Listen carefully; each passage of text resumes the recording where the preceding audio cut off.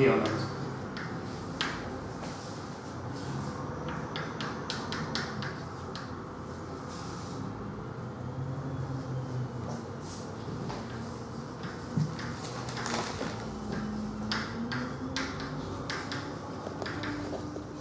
And we can extend this in an unambiguous way by Z0 linearity to a map which goes from U epsilon G into Z. I also call this map phi. So I was busy with the camera. What is this P? So P is... That's a Yeah. How many? It's all of them. So R1 up to RD, S1 to SL. All of these are equal to n minus 1. Oh, okay, so it is Yeah. 2D plus L and upon. Mm-hmm. Okay. Yeah. No, okay. Yeah. So I haven't actually given any notation for the set of indices, but No, it's fine. this lies there, yeah. So we now have a Z0 linear map, which goes from U epsilon G into Z0, and using the same recipe as 3 implies 2 in the first theorem, we can then define an associative form as we want.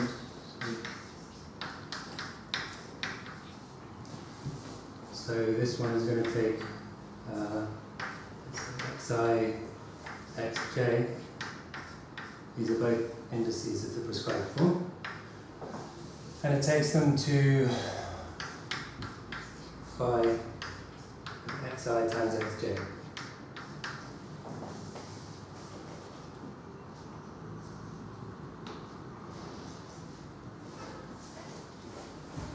And the claim is that the satisfies the properties of the lamp.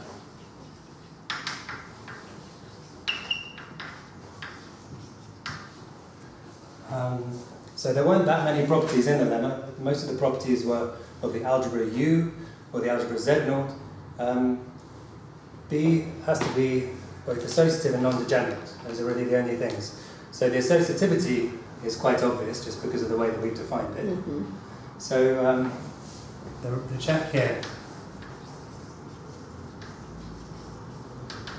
in particular, B is non-degenerate, or rather, sorry, I have to say, the determinant of B is a unit in Z0. And because this is a polynomial algebra, this is just equal to the set of non-zero complex numbers times by the unit.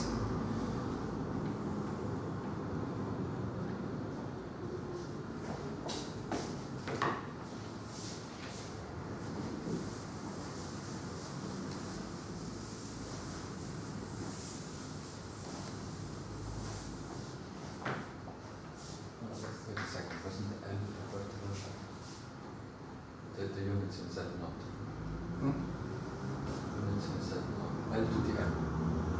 L alpha to the M. It's this thing. L alpha to the M. All L's are units.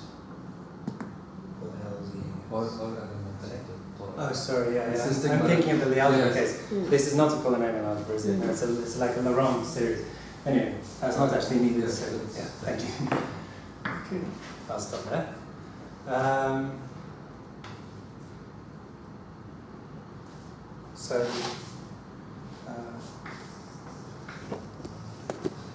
So to calculate the determinant of B, we need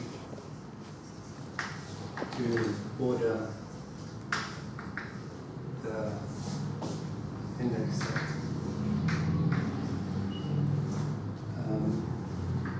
the set of indices I in a good way. So sometimes you can look at a matrix in one basis and it's easy to calculate the determinant, and in another basis it's hard. So at least ordering the indices in the right way might help. So that's the motivation behind defining this function. So he says that Ci is just the sum of the Ri plus Ti sum the Sj.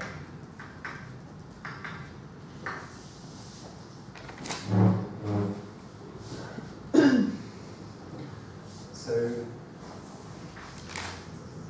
we say that I is less than or equal to j if I ci is less than or equal to cj. So I'm not remembering things, so I have to ask.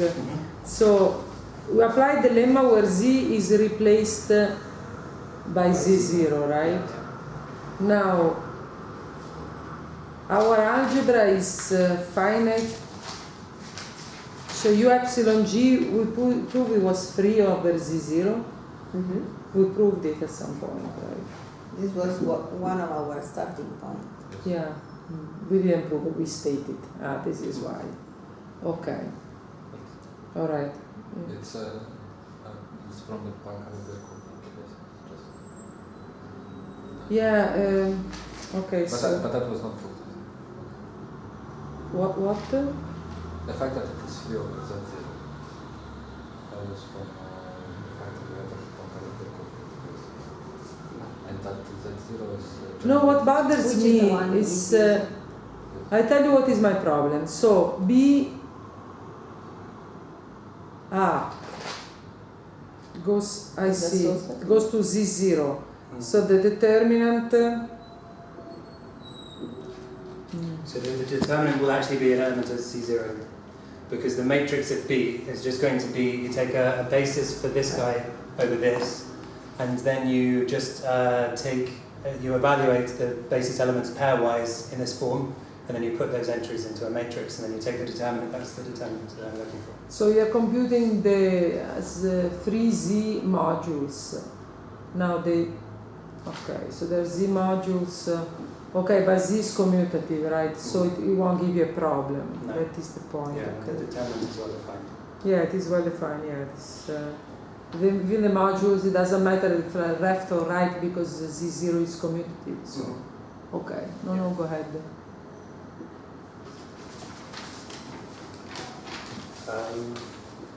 So to calculate the determinant, I need a good ordering, and you just take the sum of the indices. Yeah, you don't need to order.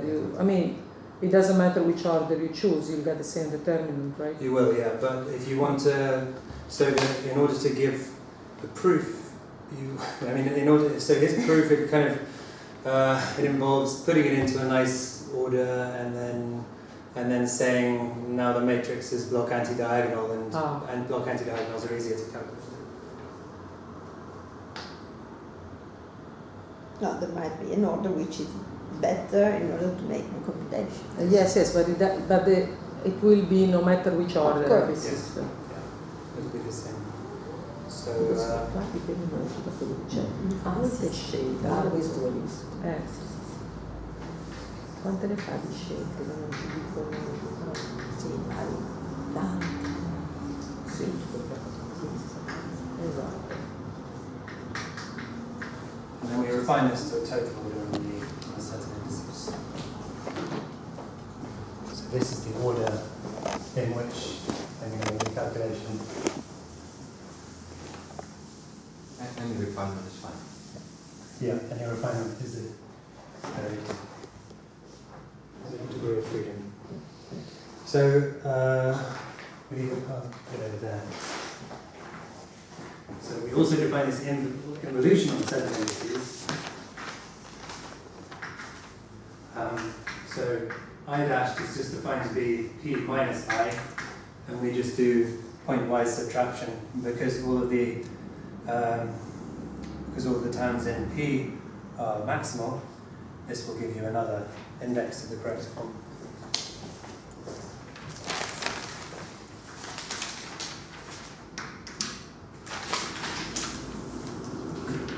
So this is the claim which Sebastianov lifts directly from the Friedlander partial paper, and this is the one that I have problems with. So I'll state it, and I'll tell you why it implies the theorem, and then I will give you a counterexample. Okay. Interesting, this point of view. I mean, you know, if somebody else is going to pick up from where I leave off and prove the proposition and then carry on forwards to the end of the paper, then this is probably useful. Okay,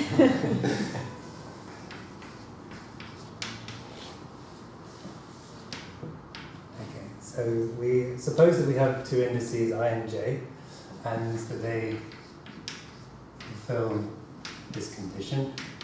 So this just is equal to C of P.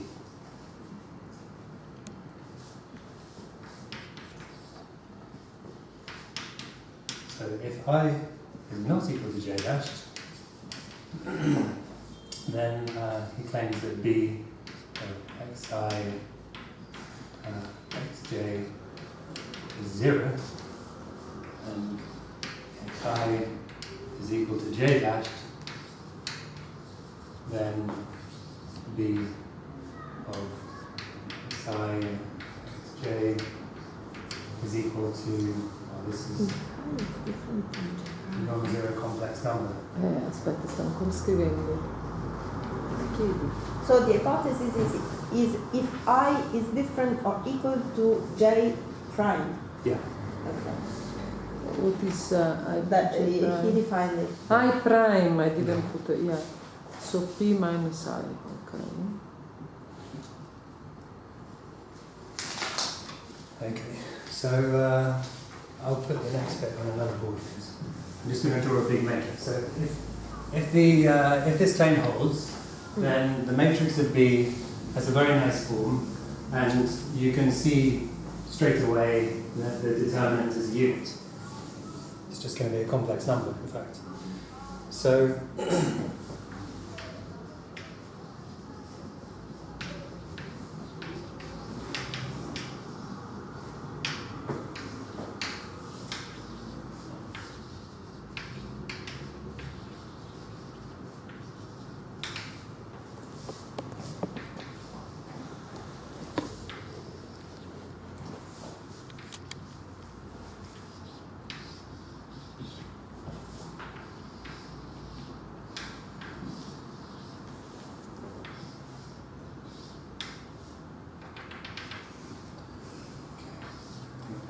zero, down here is going to be unknown.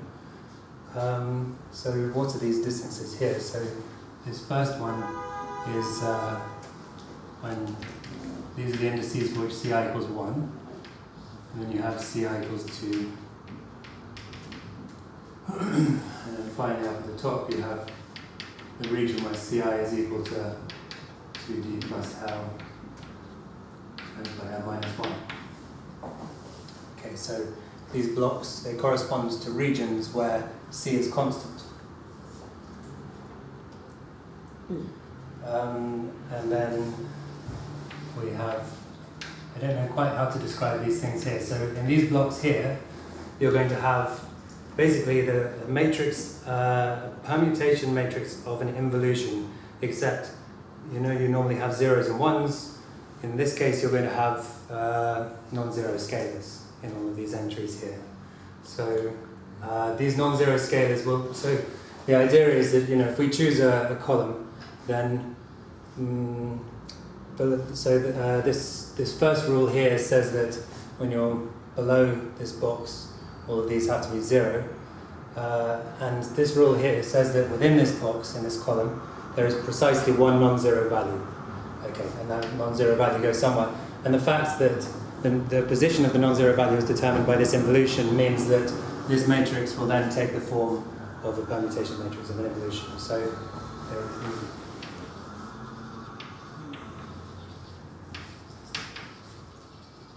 I don't know, there's not a very nice compact way of saying that, but the same is true for all of these guys here.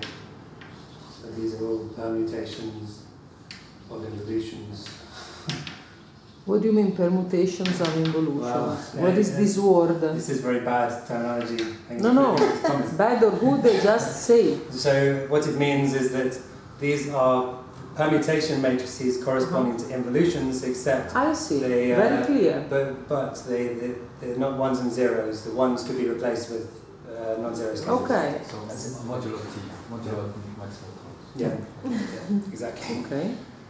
Okay, so yeah, I mean it's quite clear to see that this claim implies that the matrix takes this form, and then when you take the determinant of a sort of anti-block upper diagonal matrix, then the determinant is just the product of the determinants, and because these are all involutions, you get a scalar. So, okay, so this tells you that if the claim holds, then his proposition 8.5 also holds. You can put together everything that I've said so far.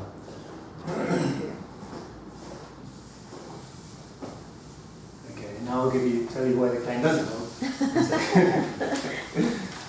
No, but you said that these are permutation matrices, but not quite. So the coefficients may be where in. Well, they just correspond to the fact that these are non-zero scalars.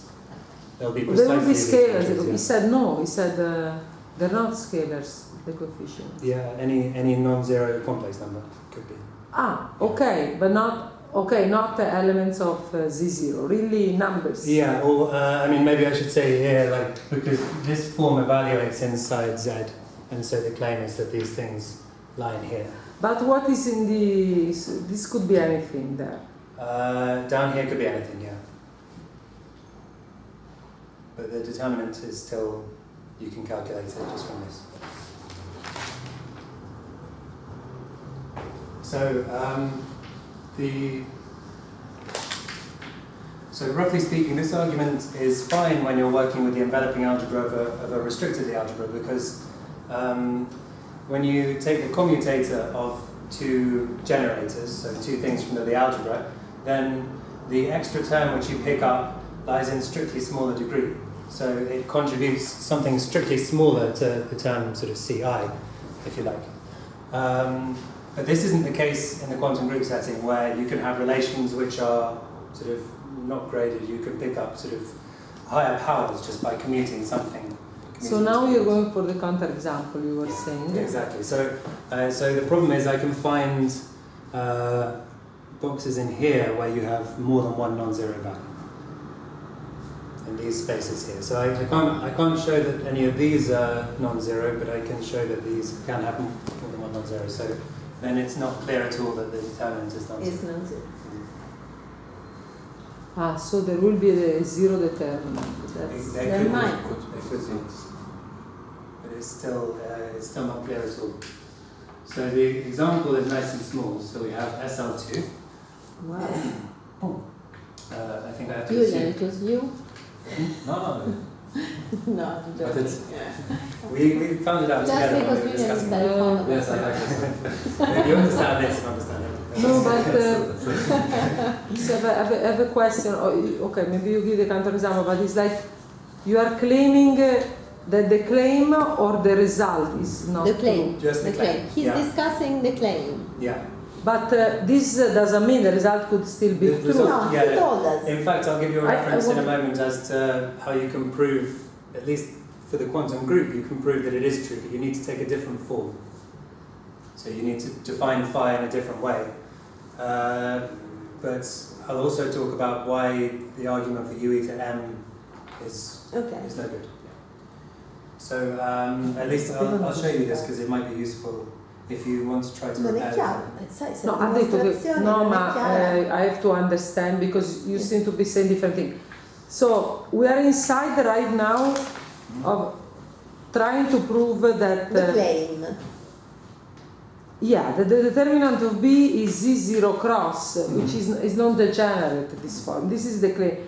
Now you say, well, the way he proves it, there is a counterexample and we're going to make it. Right. But are you stating that the claim itself, that the determinant of B is invertible, is not true? No, Or I can't show that at all. you cannot say this is true. Yeah. So it could be false, this claim. Okay. It could be, yeah. All I can say is that the argument which he intended Is not correct. No, it's clear. Yeah. But it could also be true, I mean, we don't know. Yeah. Va bene, l'ho capito questo. Se era, no, non se c'era un chiaro. altro modo, capito, vi sembrava di aver capito che c'era un altro. No. No, ho capito che poi ce lo dice, riesce a dimostrare qualcosa, ma non tutto. Non tutto. Se ho capito, no. Comunque dopo ce lo dice. Era questo che non capivo, Sì, sì. cioè, se c'era una, diciamo, un detour che si riusciva a fare. Col danno. Non è proprio neanche la tesi, dice proprio.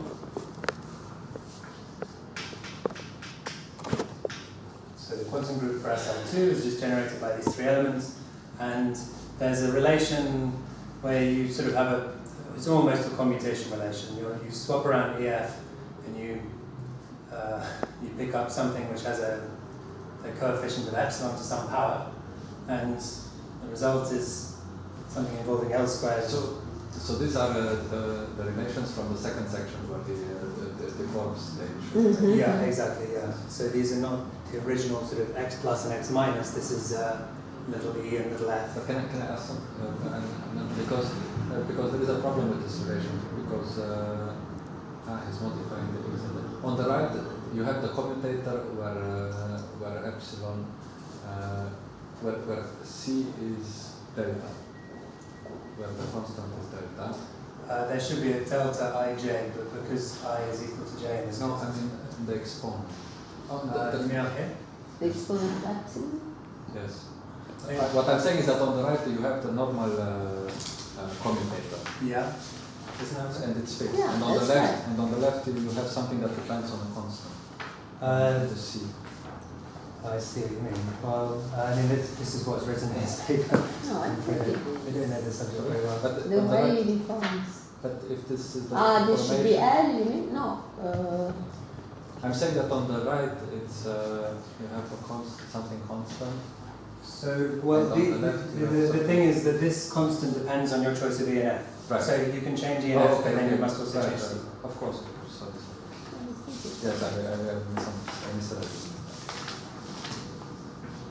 Sarebbe la deformazione che Sì, quella che the one that was produced with a lot of effort producing this C. Yes. This C was very strangely Ah, obtained. yes, yes. Yeah. How come, Julian, I remember it better? No. It looks I'm different. old, No, it you looks are young. different. Eh? It looks different without the I and J's in this.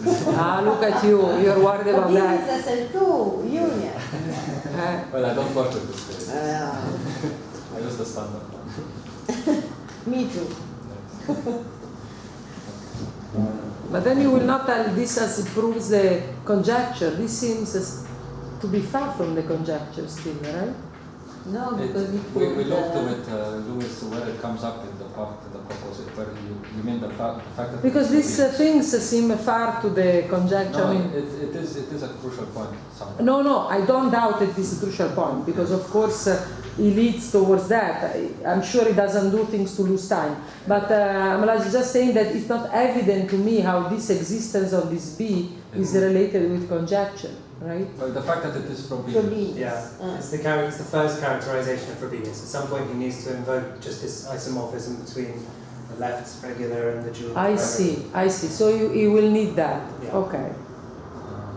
I mean, it might not even be that important. It might be that you can get around that just by using some other slight argument. I don't know. This is what I wanted to know. If there is Yeah. some. It might be worth looking there before trying to repair this.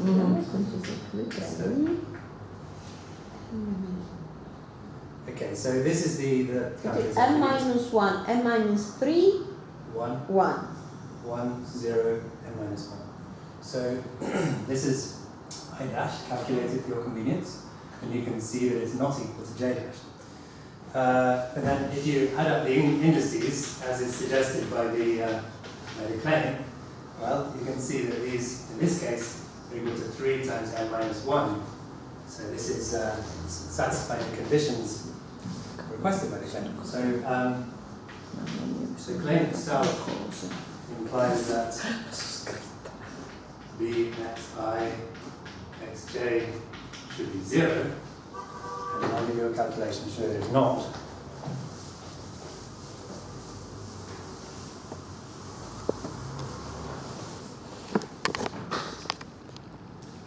So we have xi xj is equal to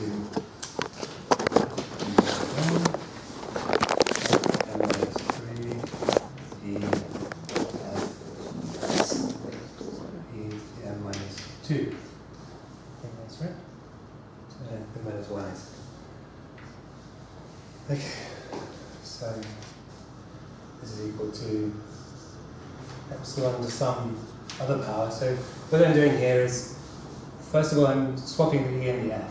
So I can do this, and I just pick up some some coefficient involving epsilon.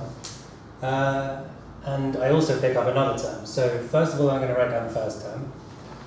I'm not just pushing f past e though, I'm also going to push it past l. And again, when I do this, all I incur is some coefficient involving epsilon. So there's going to be some term involving epsilon at the front, and then on top of this, we're also going to have f to the m, l to the m minus 3, and e to the m. So this is the first term that we get. The second term that we get doesn't have any coefficient, and it's f to the m minus 1, l to the m minus 3, and then we pick up the thing coming from this relation over here. So I have to include an L squared minus L to the minus 2.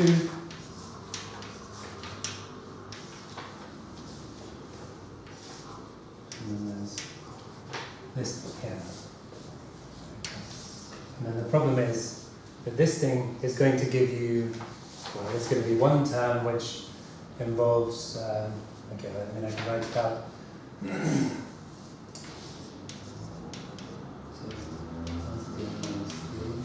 these both have 1 over epsilon minus 1 and minus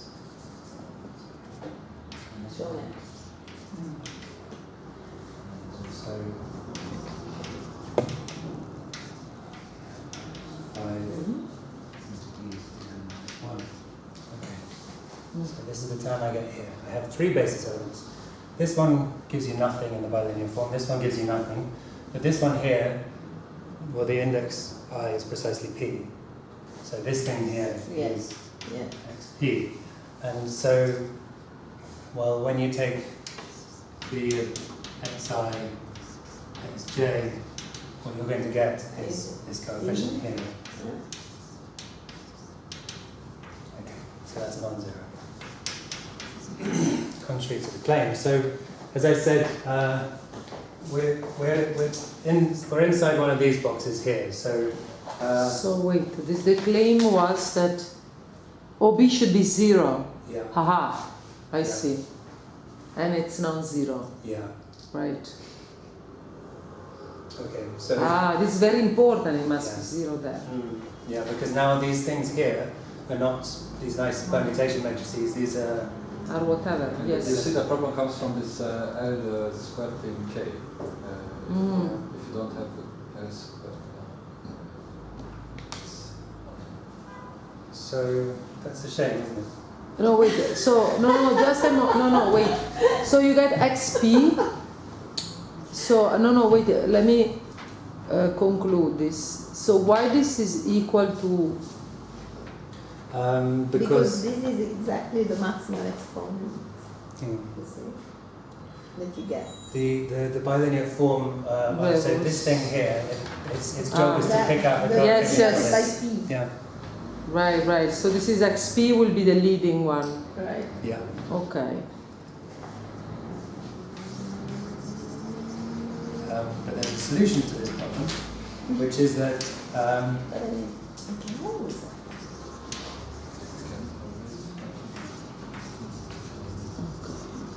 Solution. So they thought about this. No. yeah, they well Ah. not about this particular problem, but they wrote a different paper about 9 years ago. Also not related with this. Well, they were explicitly trying to generalize the work of Friedlander and Partial in order to prove that in this very general context you have all the equations of Frobenius algebras. So they were doing exactly what Sebastiano did, but they did it, I suppose, correctly. They did it better. Well, it's been published, so this is definitely fine. It's the only paper which is by these 3 together, so you can find it on Google. And they, as I said, they used a different form. So, the definition of this bilinear form came from a 1 form phi, and phi basically looked at the basis elements, and it gives you a 1 or 0 depending on whether you have a good Yeah. basis element or Yeah. a bad one. And they just chose a different basis element. That was it. So they wanted, yeah. And this statement is not for M, not for the smaller subalgebra. It's just Yeah, exactly. So, but their statement will apply to all of Sebastiano cases? No. So it holds, so the first statement of his proposition is that u e to g is a Frobenius algebra, and that's exactly what they prove in this paper. But the proposition, Sebastian, what it really means is that u e to m minus is a Frobenius algebra. And obviously they had... Which means that this is a solution in the case of u eta g. Yeah, exactly. Oh, so the Gordon, Straubel, and Brown, they do it for u epsilon. So that for u epsilon g that will work. What they do. This is fine. And this is actually, but this is the claim that the claim that you presently are making now, not about um, but of u epsilon g. That's the claim. Yeah. So that is true then. Yeah. I mean, they You showed... said no before. No, but confused. Sebastianov makes a different claim, you see. No, the claim... Two algebras should be Frobenius. What is it? We started from that.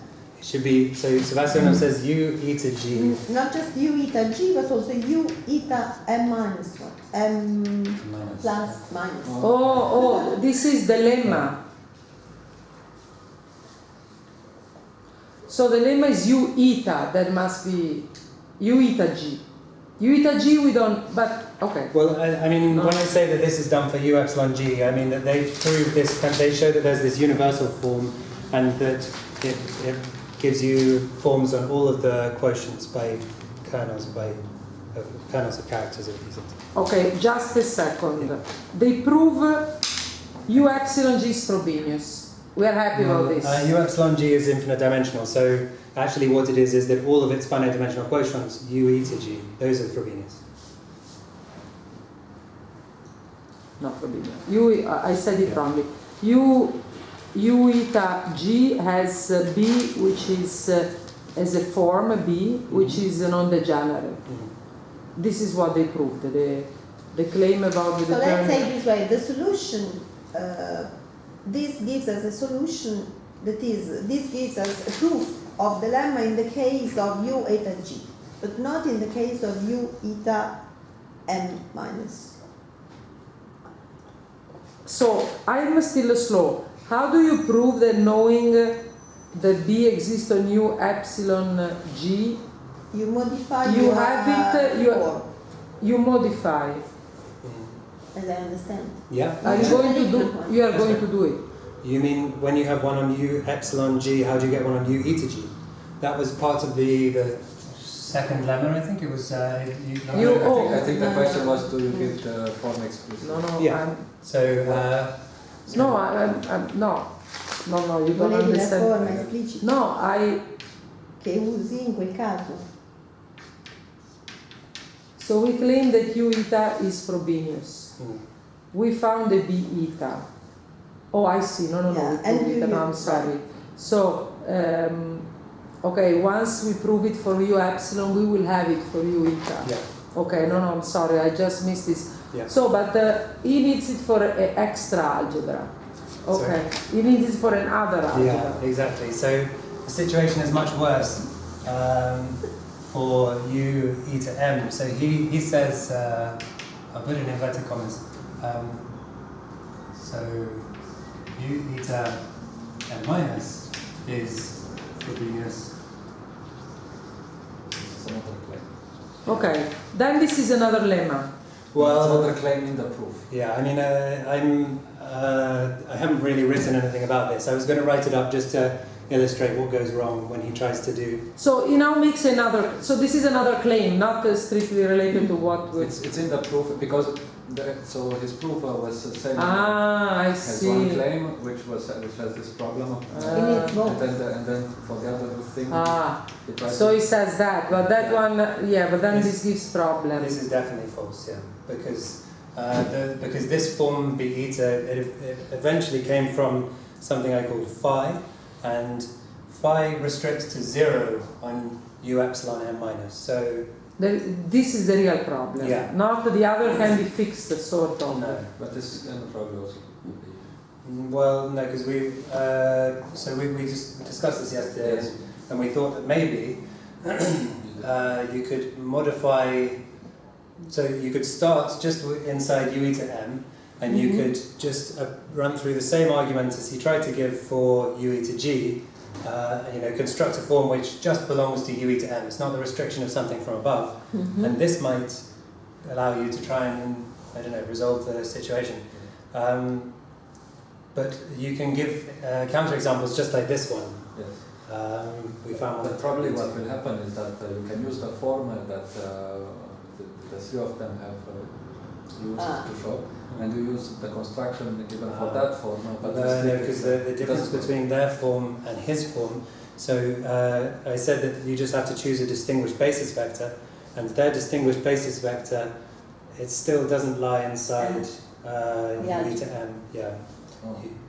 You insist that the indices be maximal for the E's and the F's, but they should all be 0 for the L's. That was the one that they chose, the basis vector. But So you cannot really choose the same. Yeah. No, but you can choose. And it would be if you try to restrict this construction, it will give the same thing. This is what you said. And the problem with this is you said you have also. Well, the problem is, the only known proofs anywhere, as far as I'm aware, where this kind of argument works, are where you can do sort of something involving this block anti-diagonal matrix, and you have another problem exactly like this one, which arises when you just look at UE to M.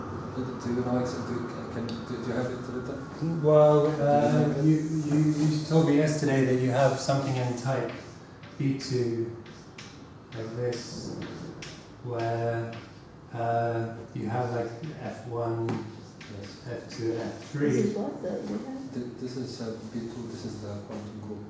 No, this. What did you ask? So apparently the construction in for three and the one given here, even if they are different, when doing the same construction in this U epsilon M, it would give the same form. Because they are distinct only on the toral part. And now you are saying that with this form you still have a problem because. Because I can give you another calculation exactly like this one, which shows that the matrix corresponding to the form B is not block anti-diagonal. So I can't show that it's false, but I can just show you that the argument. Using the fact that you have F1 mixed with F3. What was it again? You said F1 with F3. F3 minus some coefficient on F3, F1. F2 and F2 squared. Okay, maybe with a coefficient or something. Yeah. Okay, well, it doesn't really matter. I'll leave the coefficients out. So there's an F2 squared. And then the example I gave was just, should be roughly the same. So let's consider. Oh, you're now giving the counterexample to this, okay? I just, in fact, I might have it in my notes. That would be easier if I copied it. Not to non-degeneracy, to something else. Is just a counterexample to the claim which was written here. Yes. And the claim is crucial in the proof.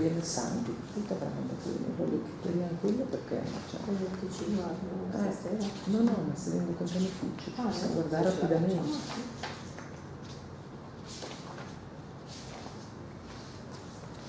Okay, so you take F1 to the n minus 1, F2 to the n minus 3, 3 multiplied by F1 times F3 to the n minus 1. Okay, and then what you get out is something similar, so you're going to get some coefficient with F1 to the n, F2 to the n minus 3, F3 to the n, and then you're also going to get some coefficient on top of F1 to the n minus 1, F2 to the n minus 1. This is exactly the same kind of computation, right? Yeah, exactly, yeah. So, but you see it So, generally? I mean, why should it be clear that... well, I don't know whether you can construct No, it is a very clear country example. The situation that you can produce in, for every G, I mean. Yes, for every G? I think so. In this Probably. one. Here Easily. it's the problem that, I mean, here it happens that you have this square because it's doubly laced. So for simply laced types, you cannot be properly, I mean, I'm not sure you can produce a complete Because of these in two? the, yes, in the, I mean, if you stay in subalgebra related by the subalgebra. Yeah. The commutator will be graded. So you need to find a situation where the commutator is not graded. Here it appears because the type is simply laced, so you get a 2, and there it appears because he's choosing, he has else. So he asks that the standard Torah generators have square roots in the algebra. So this else square to the normal case, to the normal kappas. I mean, if you take the usual K, I'm when not the sure. simply connected, you cannot produce it. In the simply laced, probably not. I'm not sure. And here, I hope I didn't do a mistake. I mean, but what else? I mean, I used. I came across this relation in GAP, but you can also see that F1 plus F2 gives 2 times. No, but you could also start with L minus L to the N minus 2, Yeah. or let's say K Yes. to N minus 2, and then just take K here. I think the same kind of situation is produced. Okay. He takes N minus 3 because he has 2, but if he has to reach just the highest but- power, you just take N minus 2 Yes, and you but- take K. But then the rule holds. No. When- It's okay, because on the right you should have K minus K to minus 1. But on the left, you would get K to N minus 2, I guess. I don't know, I mean, one should check, but I think the same kind of situation is produced. It was a bit fast for me. So you're saying also in that case that the I prime is not J Ah. prime. Because that Let's is the see, let's Yeah, see. I prime would be J prime, but I think you're right that maybe the CI plus CJ Ah. rule, this will be violated because Let's the number is see. going to increase by 1 and this is already maximum. Perhaps. I didn't check it. So N minus 1, N minus Ah, two, This is Two. Hard to see. 1. so, Okay. And J 1 minus 1.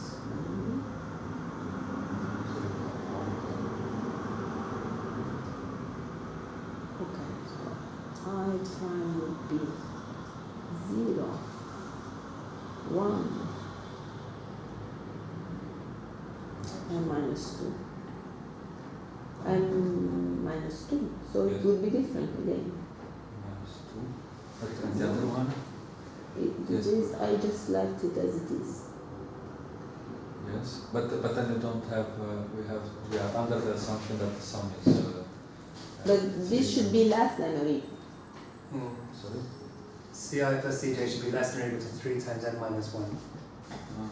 Really? But I thought the condition was. Okay.